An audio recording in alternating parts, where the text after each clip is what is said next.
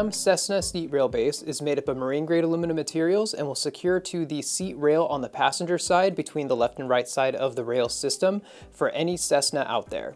To install, you simply loosen each knob on both sides of the seat rail base, and then you slide the aluminum foot piece over, and then you clamp onto the rail, and when you have it secured, you tighten in place, and you do this for both sides, tightening down evenly.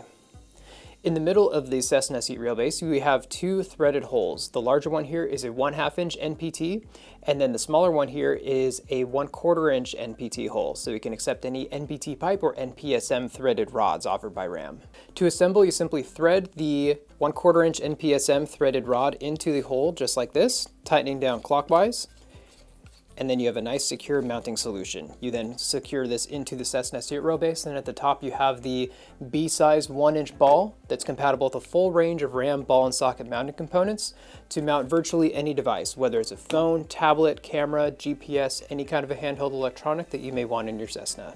Now the flex rod here is rigid, but you can bend it to the desired position just like this, so you can angle this at just the ideal position that's perfect for any pilot.